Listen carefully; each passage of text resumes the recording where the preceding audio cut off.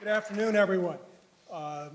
Those of you who were able to be here a few minutes ago, and for that discussion, I think really saw one of the best discussions and best kind of debates on healthcare reform that I've seen in all the years, too, that we've been leading up to and getting this act passed and now implemented. And I would just say that the story that you heard before is really just one piece of the story that we all have to focus on if we're going to transform this system. So I, again, would like to thank Jefferson, the World Affairs Council, for giving us an opportunity to be part of what I think is a fascinating program for all of us in Philadelphia. We're going to shift now to another topic, as I said, that's very important, the future of Medicare and Medicaid. And we talked earlier in the first session about just how much of the healthcare of our GDP is healthcare, and you could argue it's 15 to 18 to 20%. It's a lot of money. And Medicare and Medicaid certainly are very important and critical components of that. And the question of their solvency going forward is also very critical, and that's what we're going to talk about today. We've served at IBC Medicare beneficiaries in our region now for more than 45 years and really have stayed committed to our members when other plans have come and gone. And we're also dedicated to serving and improving the lives of seniors here, a population that's struggling with healthcare affordability due to fixed incomes, a weak economy, and rising medical costs.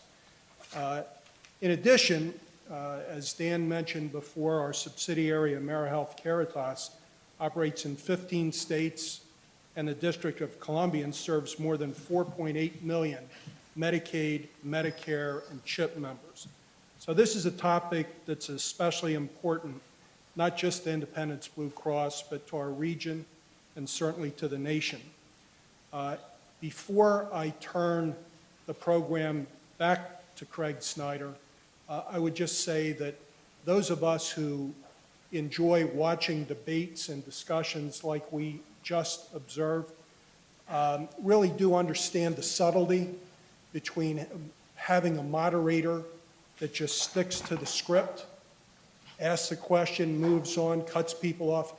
And the beauty of what you just saw was a moderator who allowed the debate to happen, who allowed the discussion to occur naturally. And Craig, you did a great job, and we look forward to your ongoing role in that, in moderating this discussion as well. So thank you, everyone. Thanks, Chris. So the topic at hand for the next hour is the fiscal future, the solvency of Medicare and Medicaid, two programs that provide health coverage for an enormous chunk of the American population. You heard it said in the last session, it's really a commonplace in our politics that Medicare and Medicaid are going broke, or that they will go broke at some point, perhaps in the middle of this century. Unless benefits are seriously reduced or taxes are increased in a substantial way. It's commonly argued that no matter what we do, the threat of the costs of these programs is going to be a substantial contributor either to an unacceptable growth in federal debt or an unacceptable growth of taxes or a combination of the two, and thus threaten the economy of the 21st century. It is argued, I guess I would put it additionally, that Medicare and Medicaid financing are in many respects simply the single most important public policy problems facing the United States from a fiscal point of view, with untold potential impact on our economy.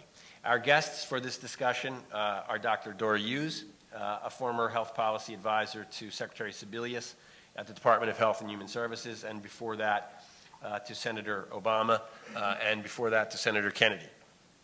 Dora's been in the trenches of health care issues in Washington for years. And we are also joined by Avik Roy, a senior fellow at the Manhattan Institute, an opinion editor at Forbes. Mr. Roy also served as healthcare advisor to the Mitt Romney for President campaign. And obviously, we hope to have some interesting counterpoint going on. So let's get started. Dora. I'm going to start by thanking Craig for inviting me to participate in this event. I quite enjoyed the last session. I have to admit, at one point I was thinking, it feels like I haven't even left DC. I mean, this is, I completely agree with the assessment that this is the type of robust debate that we need to have.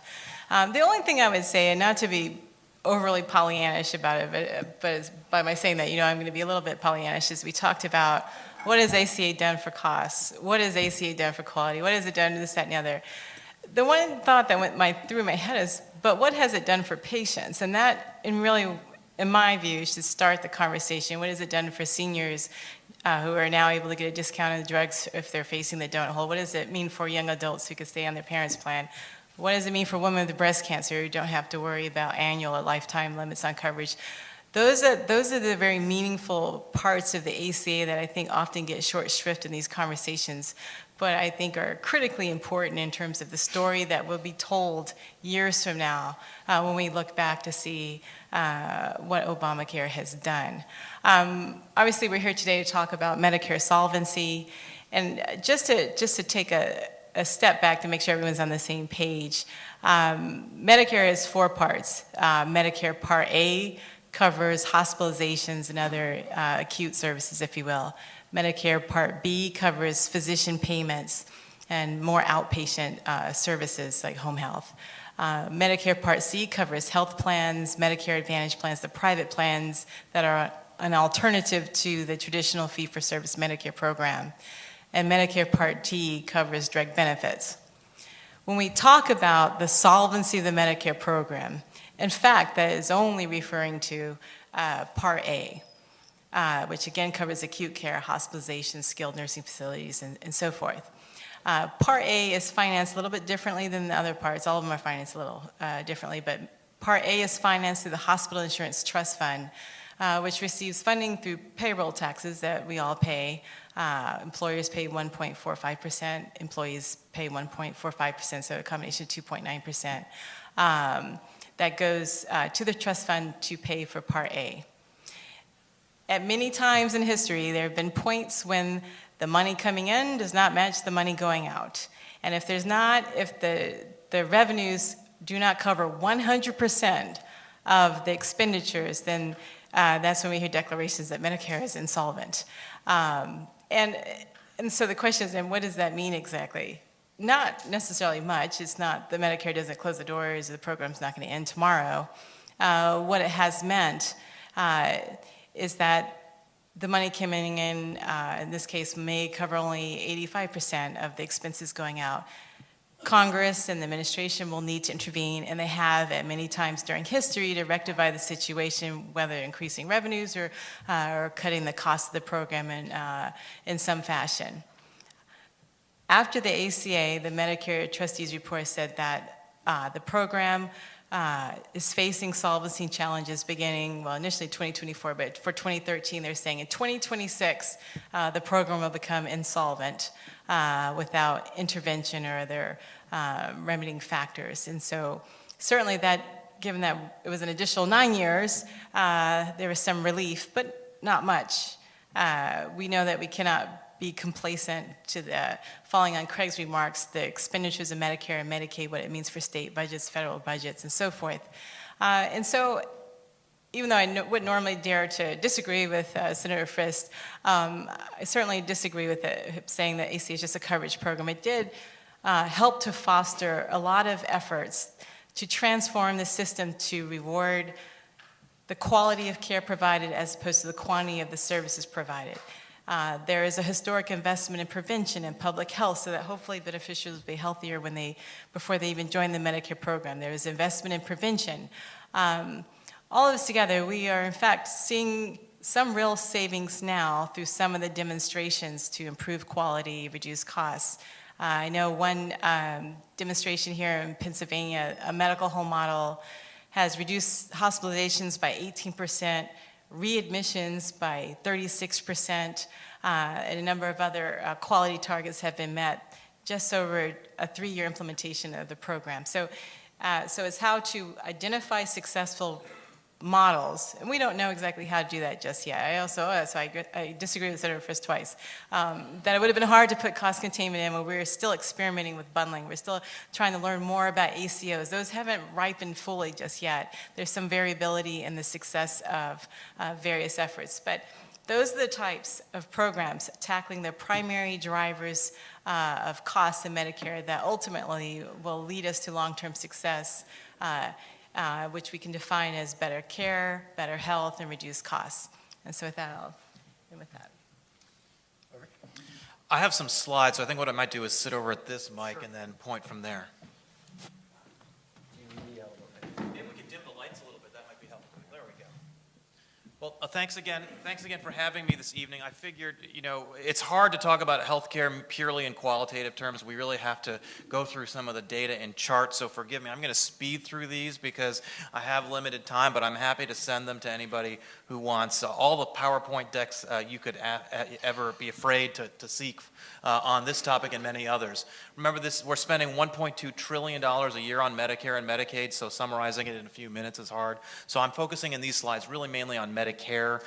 Dora, I thought, did a great job of laying out just the architecture of the program, and we can talk about Medicaid more during the discussion. So let's first understand the broader fiscal context of Medicare, because we talk about, is Medicare growing broke, is the trust fund growing broke? The best way to really think about it is how much are we spending on Medicare and how is that growing, because at the end of the day, taxpayers are paying for it one way or the other. This is the Congressional Budget Office's long-term fiscal outlook. So what they do is they project, based on current law, how much the federal government is spending on lots of stuff, everything basically. And I've simplified that chart into two buckets. There's what the federal government spends on health care, which is the red part of the graph, and the blue is everything else. So that's the military, that's Social Security, that's Bridges to Nowhere, that's the National Institutes for Health, that's food stamps. Anything you can think of is in the blue bucket. And the y-axis here is GDP. So as a percentage of GDP, according to the Congressional Budget Office, what we're spending on everything else is roughly stable, actually, over the long term based on current law. Healthcare is literally the only thing that's growing. It's almost every dollar in the growth in federal spending is driven by healthcare. Well, actually, I kind of lied, because interest on the federal debt is also growing as a percentage of GDP. And we're probably not going to get to 2040 on this chart because we'll have a major fiscal or economic crisis before then. But the point is, we do have to think about cost, unfortunately. We shouldn't have to, but we do have to think about cost, because unless we get the costs under control, patients will be harmed. So it is very important to think about costs as they relate to patient care. Now, there's been a lot of coverage and a discussion in the press about how healthcare spending has slowed, and therefore there is no fiscal crisis with health spending, that it's all just kind of magically solved itself. Well, that isn't true. So there's a couple things to understand. First, a lot of the slowdown in growth in health spending is due to the recession. And we will get to some discussion of that in the data. Also, it is true that Medicare is slowing down. It's not just the recession that's driving it. There are a couple of other factors that are driving, as I illustrate in these slides. One is that because in general people are adopting higher deductible plans and more cost sharing, more copays, and insurance companies are getting also smarter about how to work with hospitals to optimize utilization of healthcare services, both in Medicare and in the commercial insurance space. You're seeing a more efficient use of the healthcare system through things like big data, through smarter techniques. So that's a big part of it too. But most of the slowdown has been going on for a long time, for about the last 7 or 8 years. And the ACA really hasn't gone into effect yet. 2014 is really the first year in which the ACA goes online. So when Zeke was up here earlier saying, well, this is all due to Obamacare, or most of it is, I would strongly contest that. And I think most serious people, including the Congressional Budget Office, agree with me on that. So here's a chart that talks about how health expenditures are growing across different countries. I didn't put Serbia and Brazil on here. I apologize for that. But we do have Switzerland, the UK, the United States, and Canada. And what you say, it's basically a chart of spaghetti, right? There's really no correlation between growth in national health expenditures and the type of healthcare system that you have. The UK has something like a socialized system. Canada has a kind of government-run single-payer system. Switzerland actually has a very market-oriented system. The U.S. is kind of a hodgepodge. Actually, if you look at this chart, Switzerland overall has probably done better than the other countries, but it's all, there's no real statistically significant correlation between the type of healthcare system you have and the growth in health spending over the last 10 years. This is another way to look at the same data, which is, okay, here's the OECD average in black in terms of health spending. Here's national health expenditures, which is this lavender line here. Here's Medicare, total spending, and here's Medicare per enrollee. And you do that because the baby boomers are retiring, and so you want to take into account that, well, Medicare is growing in spending because there's more people in the program. But even if you correct for that, Medicare spending and the growth in Medicare spending really correlates to what we're seeing all over the advanced economies and also what we're seeing in the private health sector in the United States. Here's something else that's very important to understand. So you hear a lot of talk among people that, well, Medicare is more efficient, Part A, Part B, the government-run portion of Medicare is more efficient than private health insurance because of low administrative costs. That is to say, the amount that Medicare is spending on overhead versus what private insurers do. But that math, and I can explain this chart in detail in the Q&A if we need to, that math is wrong because the thing is, nearly everyone on Medicare is over the age of 65, so they're spending a lot more on health care. So the percentage seems low because the amount you're spending on healthcare is high relative to the amount of overhead compared to people on private insurance who are younger and healthier, and therefore the spend is lower. But if you actually look at per enrollee spending on administrative costs, Medicare actually spends more money than private insurers do, and that's despite the fact that the government has all sorts of advantages in the way it accounts for its spending. For example, most private insurers don't have the IRS to bill people for their services, so that helps Medicare collect their bills in a way that most private insurers can't take advantage of. Another point that I alluded to earlier is that a big part of what's driving the slowdown overall in healthcare is Medicare Advantage. So what Medicare Advantage has allowed, it's allowed Medicare and the hospitals that serve Medicare enrollees to learn from the techniques that private insurers have brought in terms of better utilization, more efficient utilization of healthcare services. The traditional Medicare program has this kind of whack-a-mole approach where they say, well, you guys are making too much money here, we're going to lower how much we reimburse you for that. You guys are making too much over here, we're going to lower the reimbursement for that. And it's this kind of highly bureaucratic and complex system that, frankly, hospitals take a lot of advantage of. And, okay, so I don't know if Serbia and Brazil are on here either. This is the OECD countries plus Singapore. But this is a different chart than you normally see when you look at international health spending. So we're used to hearing this line about how the U.S. spends more than any other country on health care, and that's true.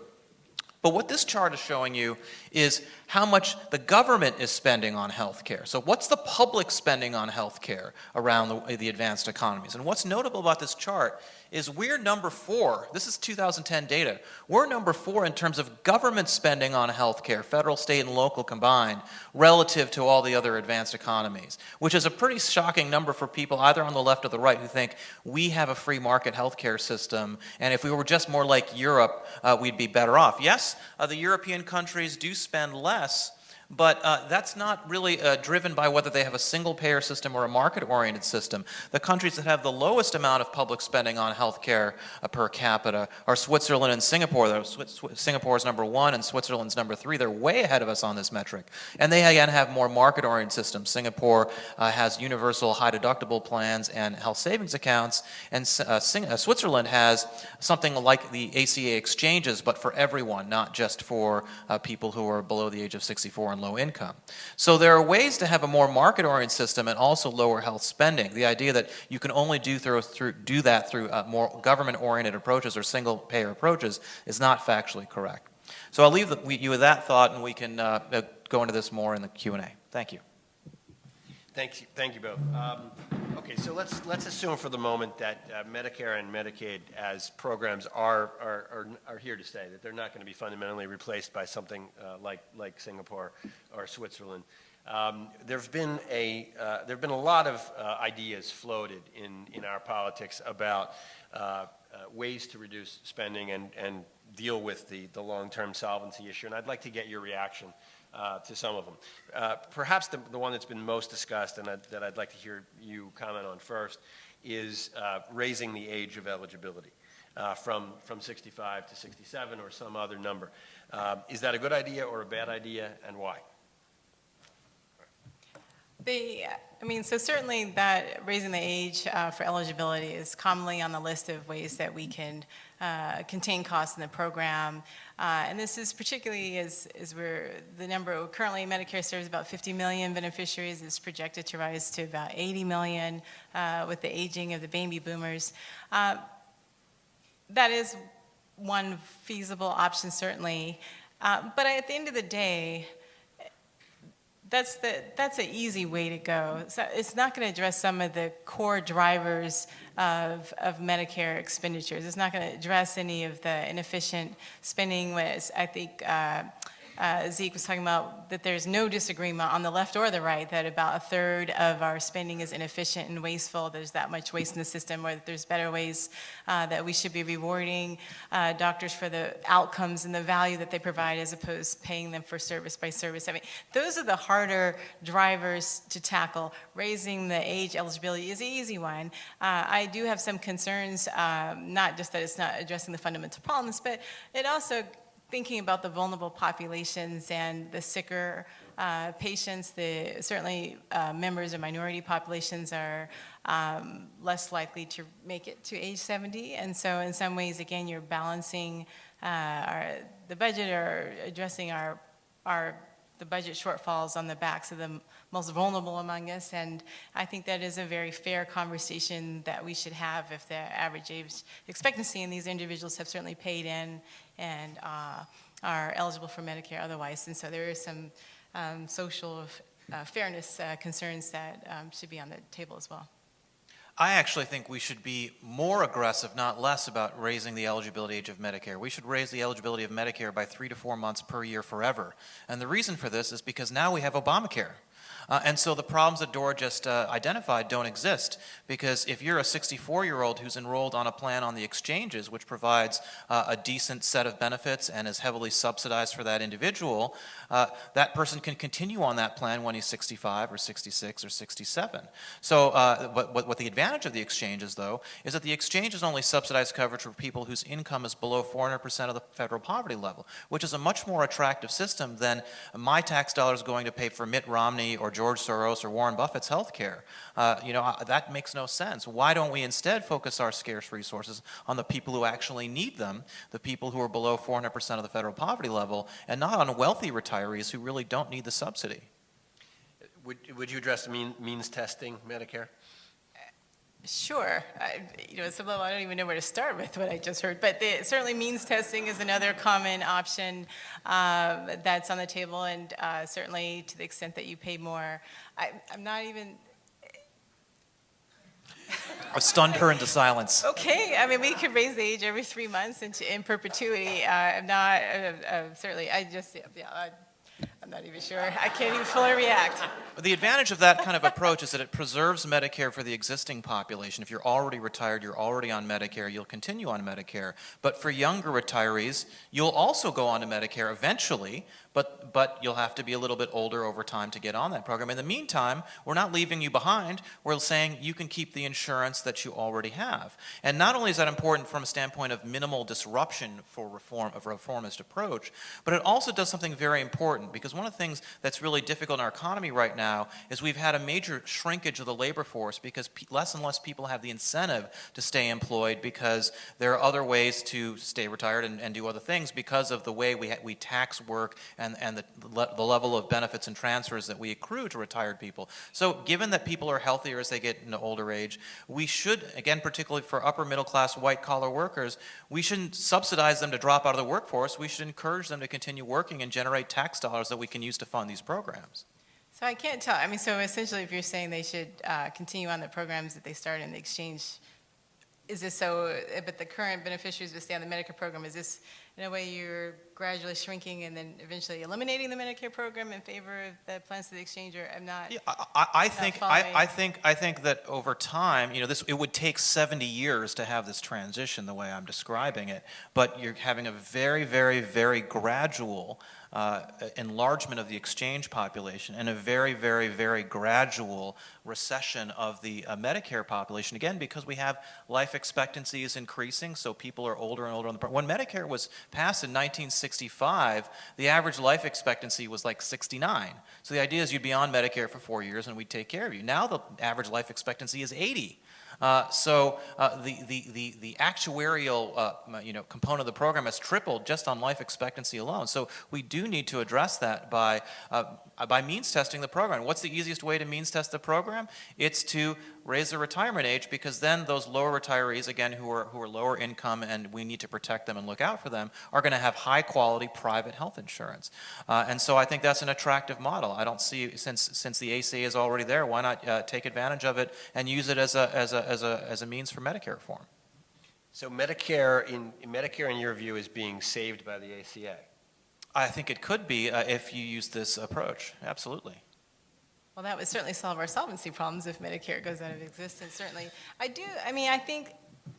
Certainly there's a fair discussion in terms of how to achieve universal coverage in this country. I think overall, just given that seniors, near seniors have a very high regard of the program, there are certainly economies of scale. I think, as Senator Frist said, the Medicare program can be the vehicle for testing and demonstrating different payment and delivery systems innovations that you can't necessarily or as easily replicate small plan by small plan, depending on which exchange, which states. So I do think that there is some value to what has been achieved with Medicare and some of the promise that's to come.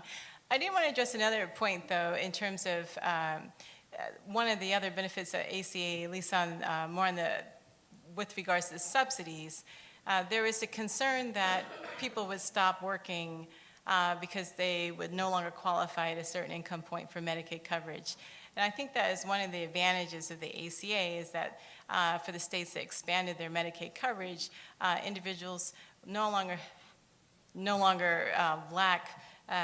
will lose their Medicaid coverage if they go back to work. They are now eligible for Medicaid up to 133 or 138% of the federal poverty level. So that was, I do think that Avik briefly mentioned some of the disincentives to work associated with coverage, and that is one positive of the ACA that hasn't been discussed as much. I wanted to ask about the Paul Ryan plan, essentially the conversion of Medicare into a premium support or an insurance model program. Obviously, it's passed the House several times. It's considered to be a Tea Party idea, so to speak, with no traction really among Democrats. But I'd like to have both of you comment on whether you think, politics aside, and political viability aside, whether or not that idea has any merit in your view.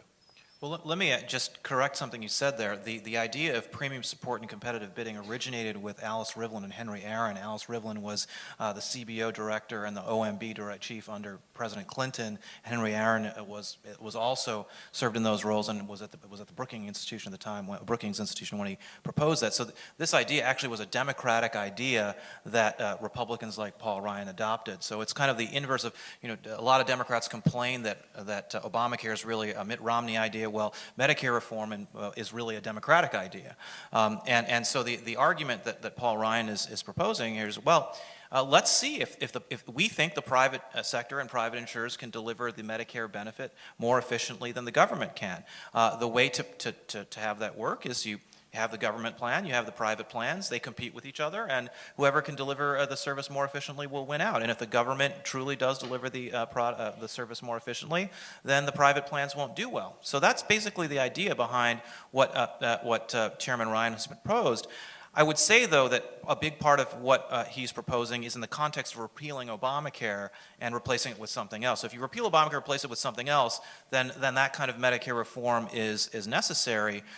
My view, as I mentioned earlier, is that you achieve something very similar by simply gradually phasing in the ACA into that same population, because the ACA is similarly a form of premium support that's means tested and has a similar benefit package. So the Paul Ryan approach to Medicare reform is really not that different from the ACA exchanges. Whatever you think of those two approaches, they're actually quite similar. There's quite a convergence, actually, among right of center and left of center health reformers as to how to go forward.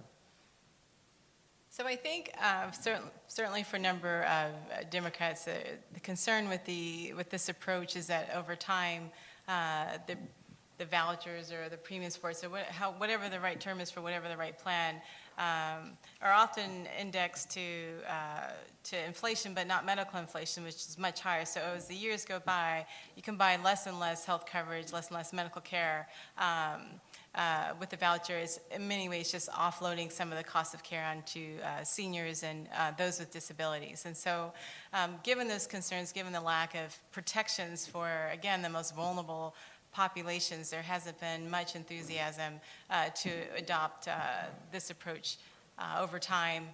As all the projections, and really across both sides, there's an understanding that over time the seniors would be picking up more of the cost themselves. And given the demographics of the Medicare population, this would be particularly problematic. Let me mention a couple things along those lines, because that's a very important point that Dora made. The 2010 version of the Ryan plan grew the premium support payments at I think it was at GDP, or maybe it was CPI plus something. There was a formula, and the concern was that was too low given the overall healthcare trend, because healthcare grows at a faster rate than GDP and faster than inflation. So the version of the Ryan plan that was proposed in 2012, that Mitt Romney had proposed something very similar in his presidential campaign, actually grew the premium support payment at GDP plus 1% in order to address that very criticism. And another thing that's worth mentioning is that the ACA exchanges, they grow at inflation after a certain period of time. So if the concern about the Ryan plan is that the growth rate of the subsidies is not fast enough, then the same criticism applies to the ACA exchanges. And I think we have to acknowledge this is in the context of repealing and replacing the ACA. And so from our side, I mean, the ACA is the law of the land. We are moving forward steadily with implementation. The Medicare program, we are working at the delivery and payment innovation side, certainly, and models of care, but we are not attempting to dismantle or eliminate Medicare. We do not want to see it shrivel on the vine. Similarly, we are also hoping to maintain current levels, close to the current levels of employer-sponsored coverage. Our focus has been on the 42 to 50, whatever estimate you want to use, million Americans who are uninsured. That is the gap that ACA is attempting to fill. That is the focus of our efforts. And so in that context, some of these other repeal, replace, let's have another vote, just haven't really been subject to much serious discussion on the Democratic side, because certainly just trying to move forward with Obamacare is enough to consume all of the oxygen in the room. Let me switch to Medicaid. So Medicaid was intended to be the program for the poor. But as we all know, it is sort of the backdoor long-term care insurance for millions of middle-class Americans, but in ways that families find difficult to understand, are often degrading. Should long-term care be addressed squarely as a public policy question? If so, how? Should it be separated from the Medicaid program? I think it should be separated from the Medicaid program. How it should be, I mean, we could have a whole full day discussion of what to do with long-term care, so I don't know if I want to go down that rabbit hole right now, but I will say this. I've written a book called How Medicaid Fails the Poor. You can read it in an hour. It's actually not that long, fortunately. It could have been longer, but I wanted to create something that people could read in a single sitting and kind of understand more about how the program works. And I think the Medicaid program is actually the one that should be the focus of, if we're really concerned about access to quality health care for low-income people in America, then the fact that the Medicaid program is completely broken and dysfunctional should be something that we are very, very concerned about. The program, there's a lot of things about the way Medicaid was designed in 1965 that have led to the consequence of state governments and also the federal government, particularly state governments, for whom Medicaid has overwhelmed their budgets, having to pay doctors and hospitals less and less money to care for the Medicaid population because it's the only tool that they are allowed to use to bring the cost of the program under control. As a result, a lot of physicians don't accept Medicaid. And so what happens is a lot of people who are on Medicaid, they have this card that says they have health coverage. But when it actually comes to seeing a doctor, it's extremely difficult. And that's why all the medical literature shows that people on Medicaid have no difference in health outcomes versus being uninsured, which is criminal when you consider how much we spend on the program. So I think one of the greatest flaws in the ACA is that for the lowest income people, it doesn't expand coverage through the exchanges. It expands coverage through Medicaid without reforming that program at all.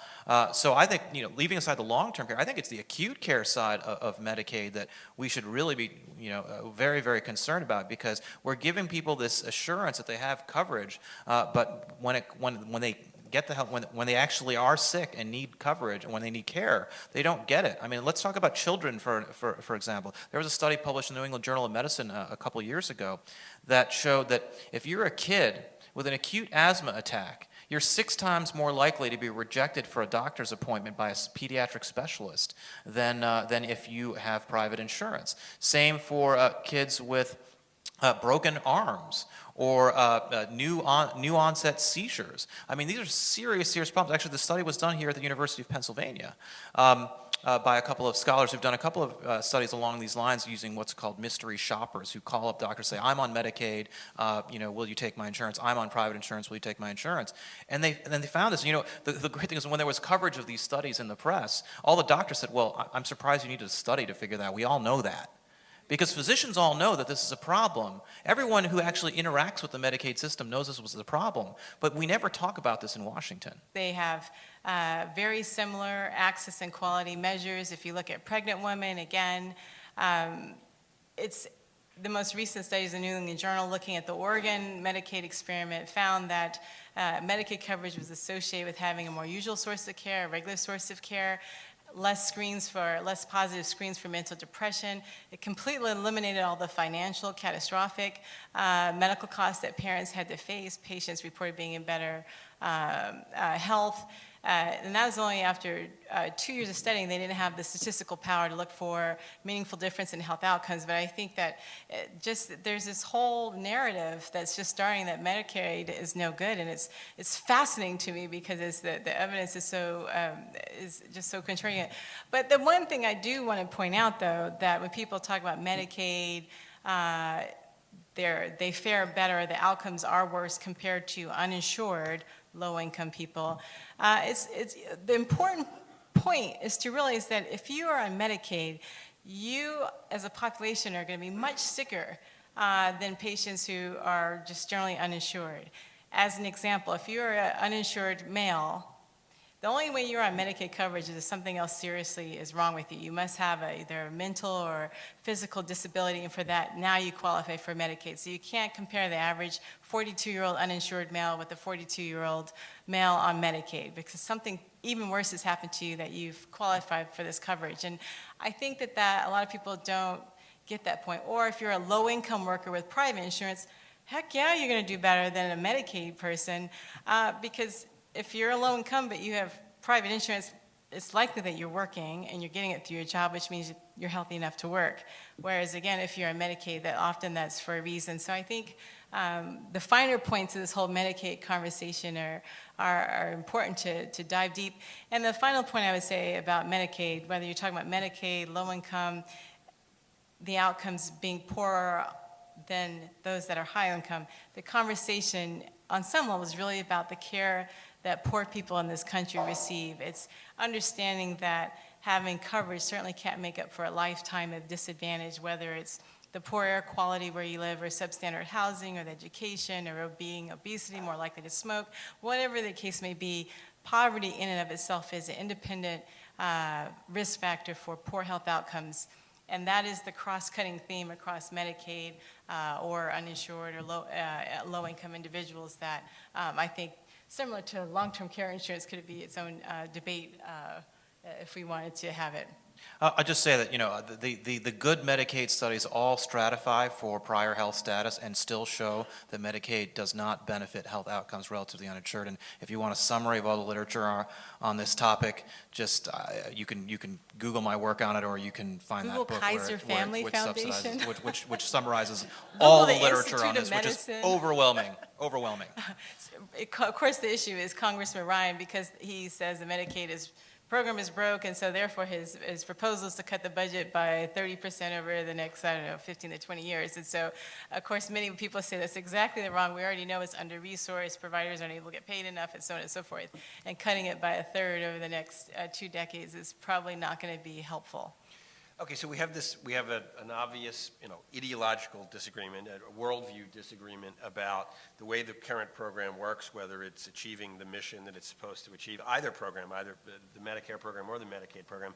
But we also have an agreement, right, on the long-term solvency question, the long-term fiscal question.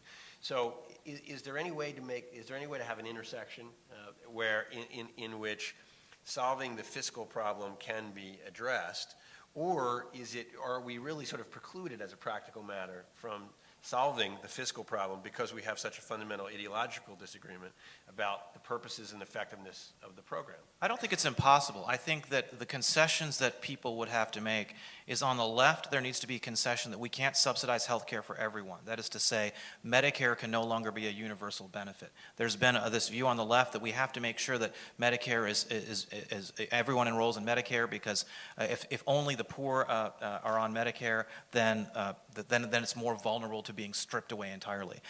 I don't think that's actually true. I think we have quite a growth in means-tested programs, so I don't think we have to worry about that. We have to worry about going broke.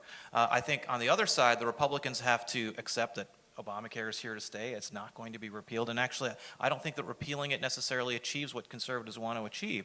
If conservatives want a system that is fiscally sound and yet addresses some of the problems that existed in the healthcare system beforehand, a much better approach, and this is an approach, again, I sort of see as a centrist approach, is to take the ACA exchanges, reform them to get rid of some of the costly design features that I think a lot of people are dealing with today, but generally use that architecture where we're subsidizing health care very well for the poor, giving them high-quality private coverage, but not subsidizing health coverage for the wealthy, which we do considerably today. So certainly I do think that those issues have merit. Certainly don't completely agree eye to eye, because I think that many would argue that you've paid a lifetime into the Medicare program. Everyone has the same, should receive the same benefit.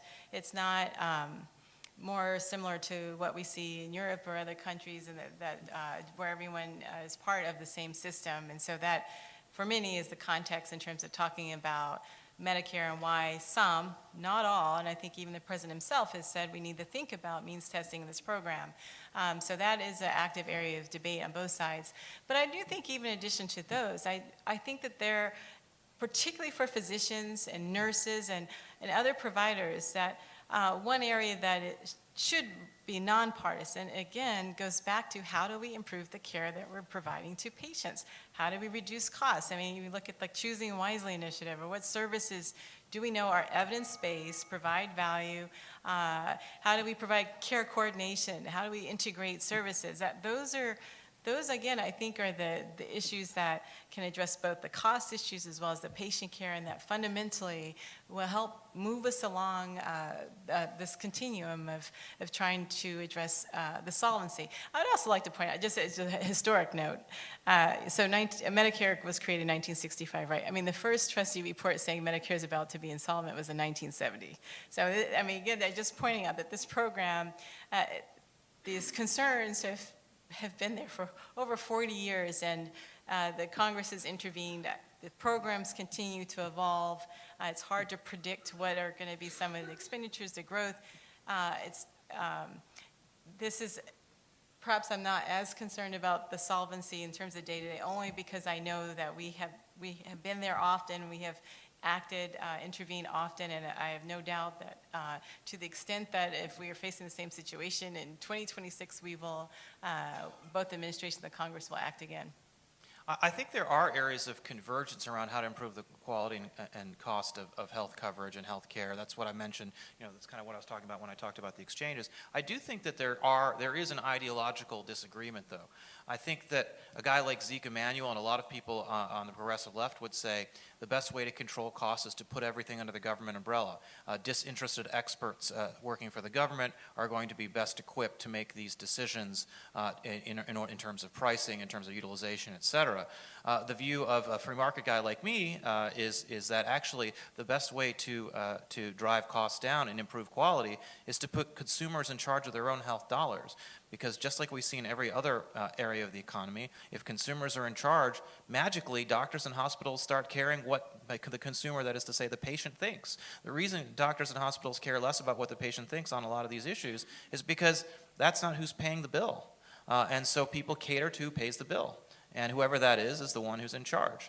And so if the consumer is in charge, we could unleash a torrent of innovation in the quality and delivery and cost of health coverage. And I think so long as we dance around the edges of all these sort of micromanagement techniques, we're not going to see a big improvement. And a guy who's written a great book on this topic is David Goldhill. He wrote a book called Catastrophic Care, which I encourage all of you to read, which really goes into a lot of these issues in great depth.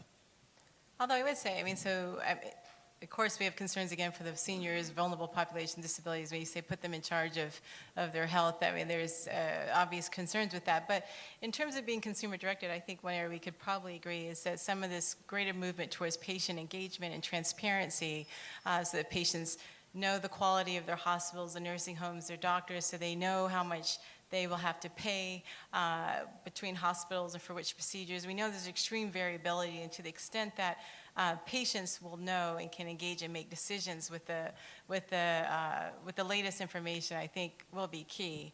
And I also think as part of that, it's very interesting to see some of the movement at FDA, for example, and they have the new patient-focused drug development program where they're bringing in patients to say, what would you consider to be the appropriate risk-benefit profile when we approve this drug? Or on the CMS side, besides the COMPARE websites, but even just saying recently that for the first time after 34 years, we're going to put, if people request through FOIA, that we will release physician payment data, because we know that some doctors are getting paid a lot more for doing the same procedure in the same town, that type of thing. So I do think that this move towards greater transparency towards patient engagement can be helpful in terms of consumer, having more consumer ownership of the care and making better decisions. We're going to open it up to questions from the audience.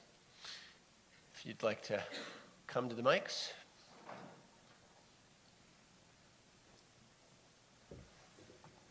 Go first.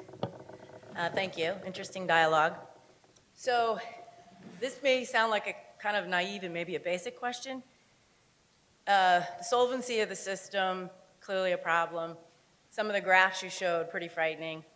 The only way to get around this is for taxes to go up or benefits to go down, and then productivity came up. But I guess I look at it as productivity is pretty important, and there are some things have been discussed. I run a business. It's pretty simple for me. Top line grows, bottom line is supposed to grow faster. I'm held accountable for that. If I don't do it 1 year, I might get a 1 year reprieve, but after 2, I'm gone.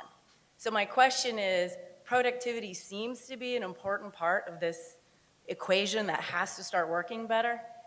Who's accountable for that, and what's the metric? Nobody's accountable for it right now, though certain people are trying to create accountability metrics. At the end of the day, the only way to create accountability is the same way that you have to have accountability, which is that there's a consumer who's in charge and can say, if this person doesn't do a good job of delivering value for the service, I'm going to take my care elsewhere. And here's an important element to this. That's going to work reasonably well in the physician world because there are a lot of physicians, there aren't enough physicians, but there are enough that a patient can choose which physician he goes to in most of the country, maybe not in the most rural areas. But a real problem that we haven't talked about yet today that's extremely important and it's relevant to this topic is that there's been massive consolidation of hospital systems. And so what's happened is, in order to gain market leverage and be able to dictate prices to insurers and to consumers, hospitals are merging. And they're saying, well, it's all about quality and integrated delivery of care. But it's not. It's about, like in any other sector of the economy, consolidating so that they can have pricing power and raise prices because the government-oriented payers are saying you have to accept less and less. So they're compensating for that by merging and trying to jack up prices in the private sector. That can't continue. And I think we're headed towards something like price controls if it does continue, because the FTC and the DOJ, the types of institutions that usually block antitrust mergers in other areas, say like Time Warner and Comcast, they don't aggressively review hospital mergers. They only review a very small number of the mergers that in other fields of the economy they would review very aggressively. So we've got to do more to encourage competition and consumer-driven healthcare. That means make the consumer, give the consumer more control of his own dollars, but also make sure that there's an opportunity for the consumer to take those dollars to different institutions. Because if you don't have that, you can't use the competitive system to drive price down and quality up. And I think, okay, the consumer is accountable. I do agree with that to an extent, but in the big scheme of things, there has to be a metric and a department, somebody who's accountable for getting to these productivity measures. Consumers can't do that all by themselves, certainly not in a time frame that's going to make any difference to the graph that you showed that is pretty much a disaster waiting to happen. And another 40 years of solvency bailout doesn't really seem like the perfect answer either. So I still think that we could do a better job for consumers, but somebody has to be accountable. And I'm sorry to say, I really don't know who is accountable. First of all, there are government agencies that do monitor these things, but I would say that I am more optimistic than you are about the ability.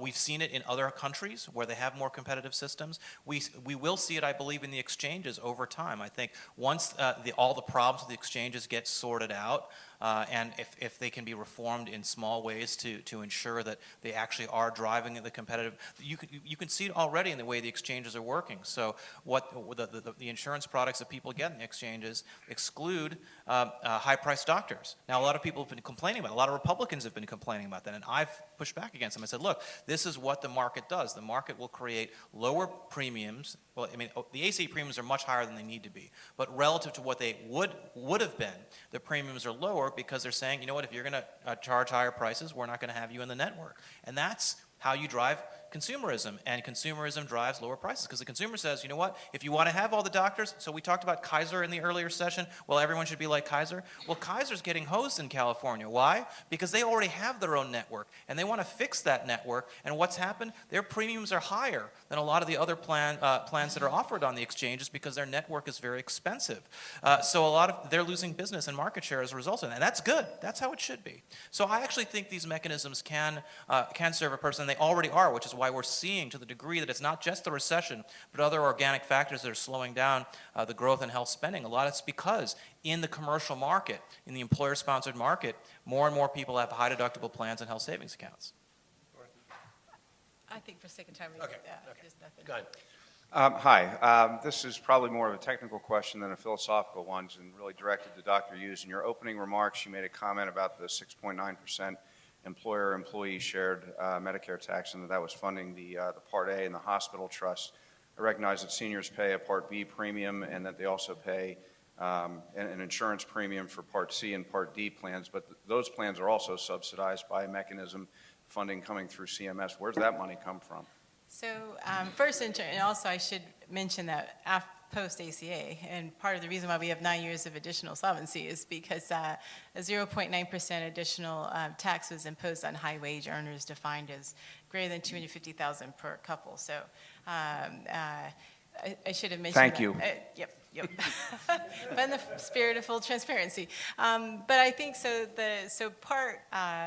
Part B and Part D, they're both partially funded by the premiums, but they're also through general revenues, and that is kind of a patchwork of covering payment for both of those. So just the general revenues from the Treasury. Let me just add some data points to that. So for every $3 that the government spends on Medicare, it only gets $1 in funding through taxes. So part of it is premiums, part of it is taxes, but a big chunk of it is deficit financing. So a big chunk of about half of Medicare spending today is financed through the deficit, and that is only going to increase as the baby boomers retire. For every dollar that people put into the system through payroll taxes, there was a study done by Gene Stewerly and others at the Urban Institute on this topic. For every dollar that people pay in payroll taxes, premiums, et cetera, into the system, they get $3 out. So there's this impression that people have that, well, I've paid into the system and the benefit I'm getting is equivalent to that. That's not true. The benefit is much, much larger than what people have paid in the system. And certainly there are others that would adamantly disagree with with parts of that, but I think for sake of the QA, we'll move on. Please. I was just wondering, particularly Dora, you could speak to some of what the government may be doing specifically to eliminate the cost to support the Affordable Care Act. And I'll give an example of an experience I had a couple years ago. I was working on an innovative product that was going to be used for people over 60, 65 in the hospital. The consultant I worked with, actually, we were trying to determine pricing. And the consultant actually came back and said, you know what, CMS just agnostically looks at prices rising, and then they end up reimbursing based on that. In my role within the company, I was happy to hear that, but as a taxpayer, I was frightened to hear that. So I'm wondering if there's some looks to the CMS, for example, of just agnostically looking at, we're going to reimburse stuff instead of, and perhaps looking deeper into, well, what are we reimbursing? Yeah, I think you're probably talking to the wrong consultant on that. And I think across industry, people are quite lamenting CMS's newer movements to ask much harder questions. What does it mean for health outcomes for the patients? How does this compare to similar products, the usual source of care? I mean, part of this we're seeing as one example through CMS reissued guidance, I think less than 2 years ago, for coverage with evidence development, meaning that previously maybe they would have said, okay, this is probably good enough, we'll just cover it. Now if there's some evidence gaps about what does it mean for health outcomes, how well is this going to perform in typical settings like the patient's home as opposed to a clinical trial, those types of questions, not just for new products, but they also said they're going to go back and look at older products. Then those products may only get covered in the context of Medicare beneficiaries in clinical trials. The same with the newer emphasis on comparative effectiveness research and the $3.5 billion of funds that went to PCORI. They are starting to look at medical versus surgical interventions or medical versus medical, trying to sort out which ones are best for patients. And although the government will be very difficult for them to add in costs. Obviously, private payers, they're already well past us in the terms of also saying not just which is clinically effective, but which is most cost effective and pairing those two together. So I think it's an industry and other manufacturers, it's only at their peril that they don't stop to ask those questions very early in the process, because they are going to face increasing hurdles for coverage and reimbursement by CMS. I certainly think the coverage for molecular diagnostic tests when they revamped their entire pricing methodology, and this was just last year, is another classic example of the days to come. Please. Hi. Just a comment, I guess, and a question. Mr. Roy, I work in the field of advocacy with disabled and seniors. And your comment that these individuals, and actually all of us, should be responsible for making our own decisions on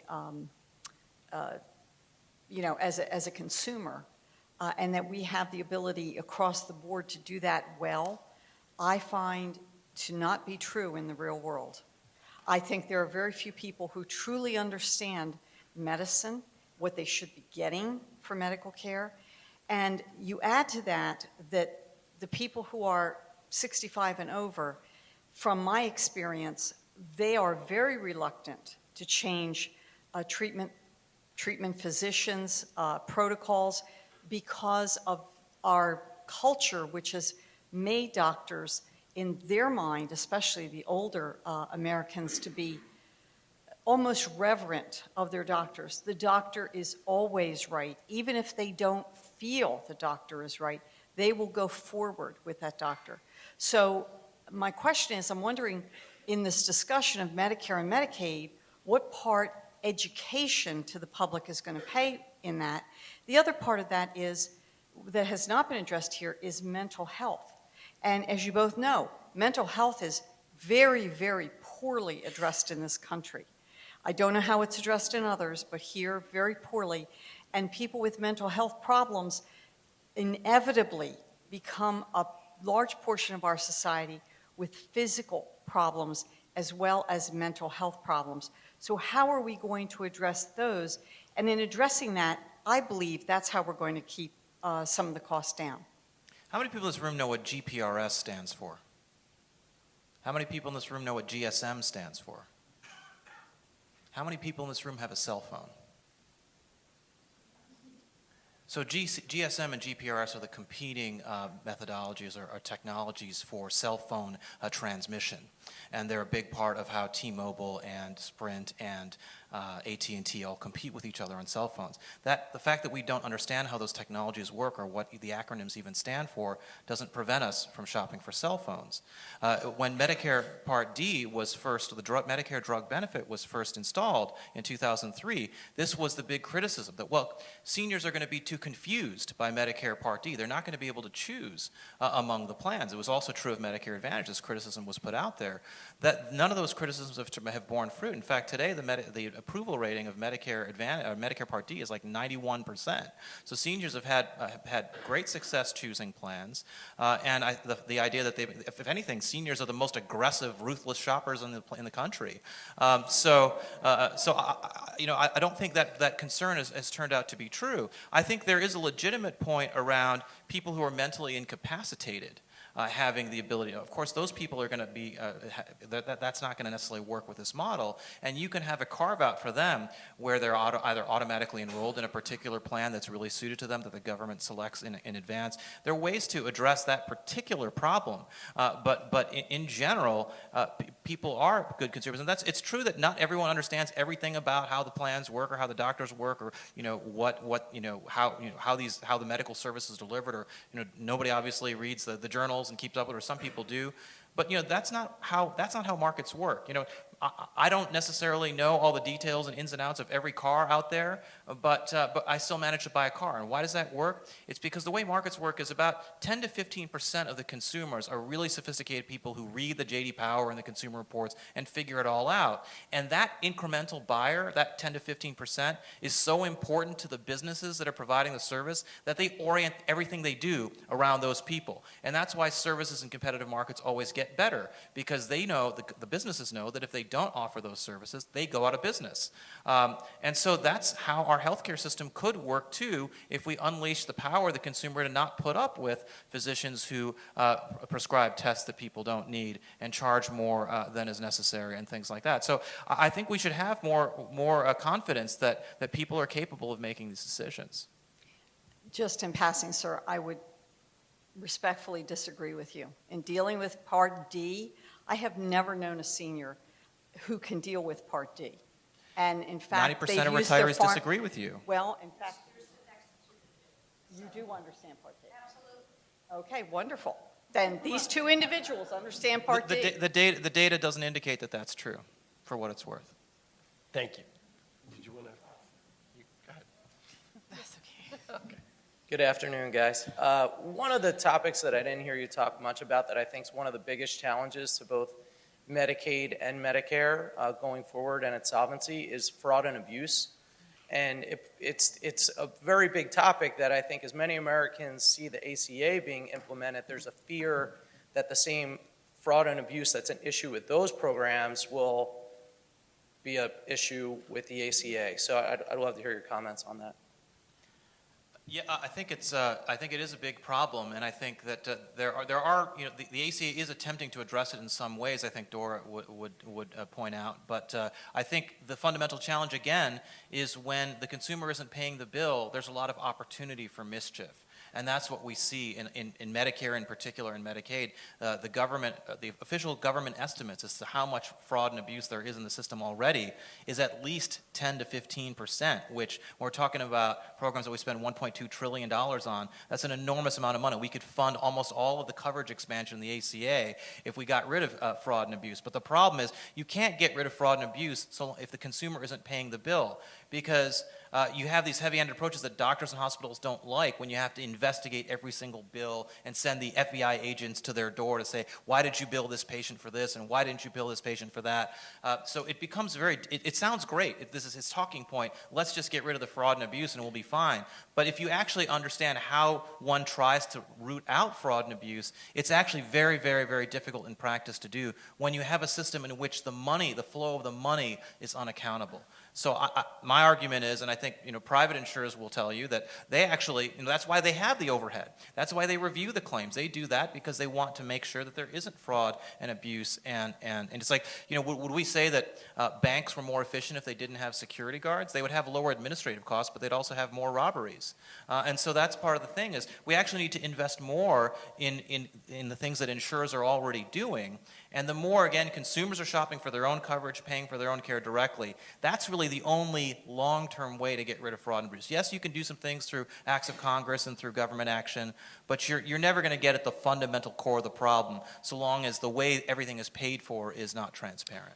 Final word here. So, and I think I would point you to Project HEAT. It's a huge initiative, a joint initiative between HHS and DOJ, and they have gone after using newer data analytic capabilities that were also developed post the ACA and returned billions of dollars to the Treasury. It does also, so yes, in agreement, and there are steps well underway and are already extremely successful. I do think it goes back to the prior question a bit, because what they're finding through a lot of these fraud rings of criminals, that they are in fact targeting individuals in nursing homes and frail seniors and wheelchairs showing up on the doors, that type of thing. And so it's not as simple as saying that if individuals pay their own bills, we could prevent this, because we know that there will be some segment of the population that will need this help. And the other thing I think, though, and I think in a way that we would certainly agree, is that in the context of ACA and having all these newly uninsured folks coming in, it has already sparked the conversation of how do we move people from coverage to care. Very similar to the Medicare Part D, how do we help individuals understand what a deductible, cost sharing, what is the EOB, how do we connect them to providers, what's the orbits for doctors so they know where to go. Those types of discussions are also underway and being thought out and targeting the frailest uninsured communities, the ones that have the poorest socioeconomic status or other health conditions that we know that they're going to be particularly challenged to not just have the card, but actually make informed decisions to advance their health. So I think I just want to thank Craig again. This has been a very spirited debate, and I think we've been able to touch on a lot of important issues. At the same time, it's just a very exciting time. I mean, for all of the political wrangling and the rhetoric and this, that, and the other, at the end of the day, the ACA is the law of the land, and it's moving forward. I mean, I just left, someone mentioned that Connecticut is one of the best states, and Connecticut is one of my clients. I was just working with them yesterday, and it's exciting to see what progress they have been able to make, and certainly pitfalls, challenges, every step along the way. But at the end of the day, individuals are coming in, they're going to have the coverage, they're going to get the care, and also Connecticut is instituting different payment and quality performance initiatives. It's just a very exciting and historic time, and I think that many of us will hopefully all of us will find that we are ultimately on the right side of history when we look back to think what successes we have been able to achieve. I want to thank our guests. We'll be back here in 15 minutes, a little break.